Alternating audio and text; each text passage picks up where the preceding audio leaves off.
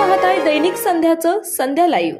नमस्कार, मी गौरी। आपण पाहत आहात संध्या लाईव्ह। जिल्ह्यात 2 टप्प्यात होणाऱ्या मतदानाच्या दिवशी भरणारे आठवडे बाजार बंद ठेवावे असे आदेश जिल्हाधिकारी डॉक्टर सुहास दिवसे यांनी दिले आहेत। आठवडे बाजारांमुळे मतदान केंद्रांना अडथळा येण्याची शक्यता असल्याचा अहवाल जिल्हा परिषदेकडून प्राप्त झाल्यानंतर दिवसे यांनी आदेश दिले आहेत। जिल्ह्यात पहिल्या टप्प्यात बारामती मतदारसंघात 7 मे रोजी तर दुसऱ्या टप्प्यात पुणे, शिरूर आणि मावळ लोकसभा मतदारसंघात 13 मे रोजी मतदान होणार आहे।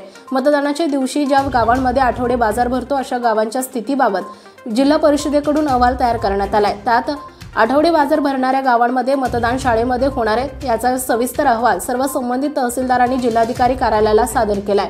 जिल्हा परिषदेच्या शाळांमध्ये असणाऱ्या मतदान केंद्रांवर आठवडे बाजारामुळे विपरीत परिणाम होणार नाही आणि मतदान प्रक्रिया सुरळीत पार पाडण्यासाठी मतदानाच्या दिवशी आठवडे बाजार बंद ठेवण्याबाबत अहवालात सुचवण्यात आलाय।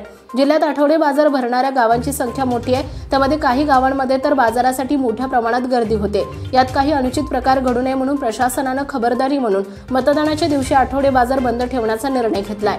आदेशाचं उल्लंघन केल्यास त्याच्यावर कार्यवाही केली जाईल असेही आदेशात नमूद केलंय।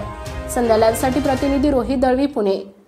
महाराष्ट्र तसेच पुणे जिल्ह्यातील महत्त्वाच्या बातम्या पाहण्यासाठी संध्या लाईव्ह न्यूज चॅनलला YouTube वर सबस्क्राइब करा आणि बेल आयकॉन प्रेस करा।